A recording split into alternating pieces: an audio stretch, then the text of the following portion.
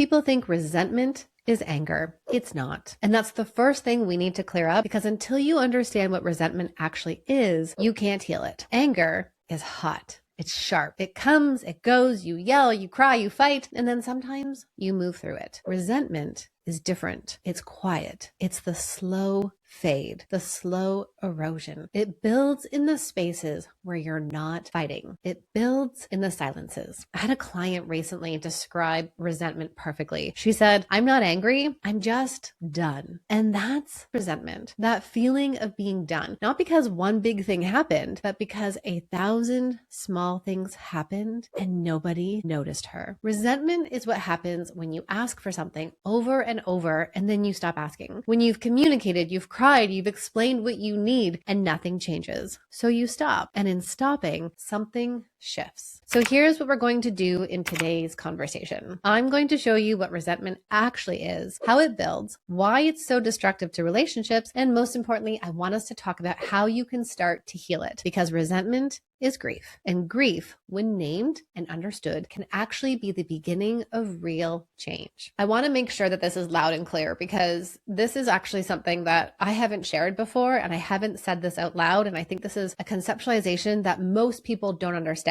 Here it is. Resentment is grief, not anger. Grief. When you resent your partner, what you're actually grieving is this: the unmet need. You asked for help. You said, "I'm overwhelmed." You said, "I need you to see me," and they didn't. Or maybe they did sometimes, but not consistently. And you're grieving the fact that the person you love isn't showing up the way you need them to. Resentment is grief in the lost hope. You got married believing your partner would be your teammate. Then life got hard and you thought you would solve that together. You're grieving the fact that you feel like you're solving it all alone. This is where so many people in my therapy room come to me saying, "I didn't sign up for this." It's the title of my first book. You're grieving the invisibility. This is a big one. You're grieving the fact that you don't feel like a priority in your own relationship, that your needs, your exhaustion, your feelings, they're not important enough to shift their behavior. And so you're grieving this feeling of being unseen. And you're also grieving the lost version of your relationship. You remember when it was different. You remember when it felt easy, or when you saw them and you lit up, but now it drains you. When you were partners instead of co-managers of a household, that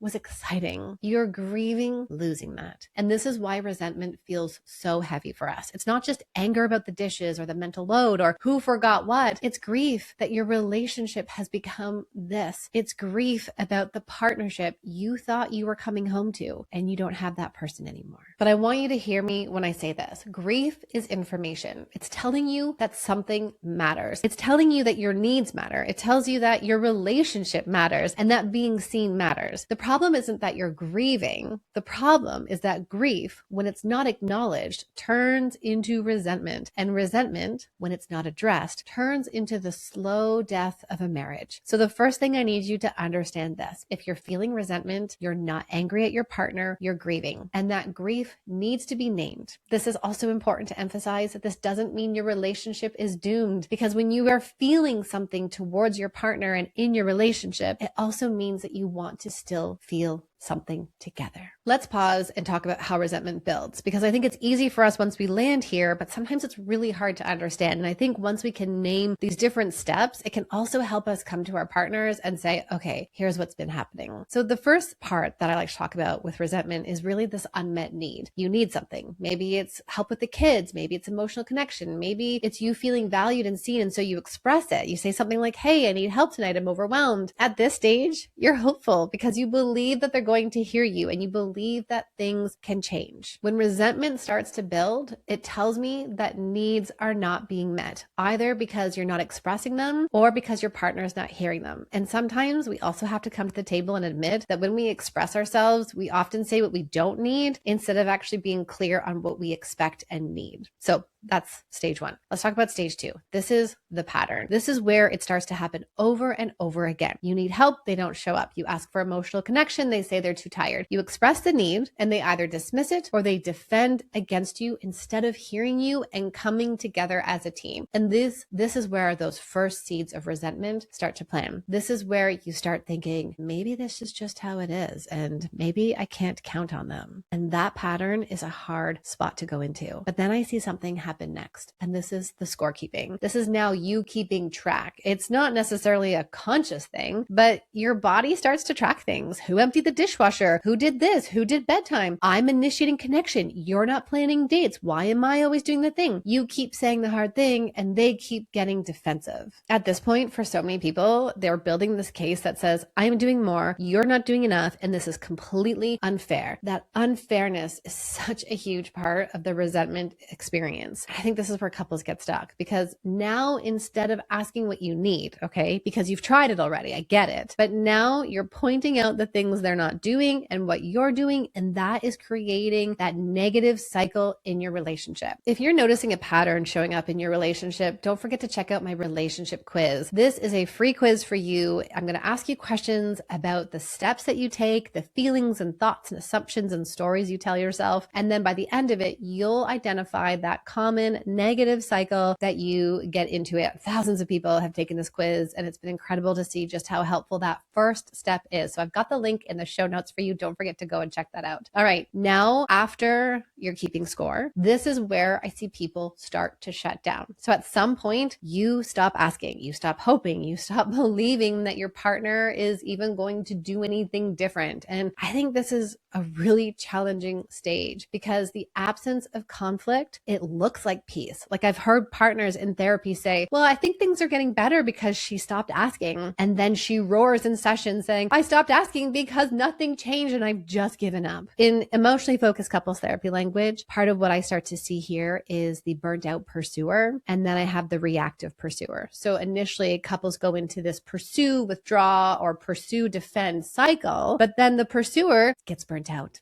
It's typically she's exhausted. She says, fine, there's no point. I'm not doing this anymore. And so she shuts down. And then the person who is typically the defensive withdrawn one reacts to that shutting down. Oh, she's not reaching for connection anymore. I need to step in here. And so then it's typically he, in most scenarios, not all, but then he comes in and starts to pursue her and is reaching for connection. That burnt out pursuing position is a tough one. We don't want partners to get there. And that is also this warning sign that something isn't working in the relationship. And last, I see people go into silence. This is when resentment has fully, you don't fight anymore. You don't ask anymore. You don't even feel much of anything anymore. You are just going through the motions with your partner. And this, I know, is scary for so many people. And what's tough about it is your partner might even not know that you're there. They might think that everything is fine because you've stopped making waves, but you're not fine. You're just quiet. And this is where I get so many DMs from men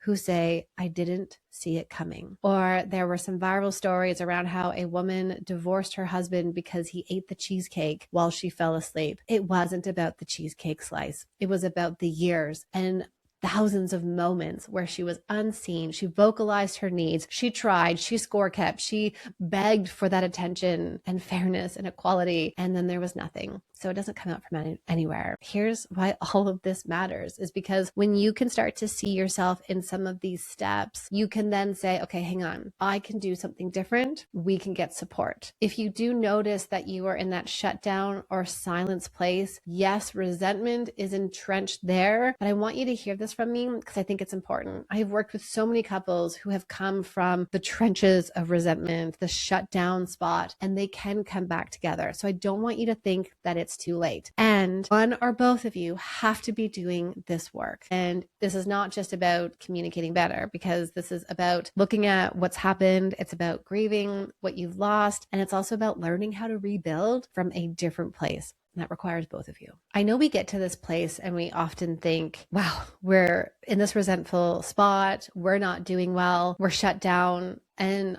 I think it's really important for us to pause and actually recognize that resentment is a symptom and it tells you something needs to change. And once you can understand what it's telling you, then you can actually use the emotion as information to rebuild your relationship differently. So if you come to this place and you're saying, okay, Dr. Tracy, I've shut down. I have just gone silent. This is all information. And now we get to choose what we do next. So I want to first offer this. Resentment is not the end of your story.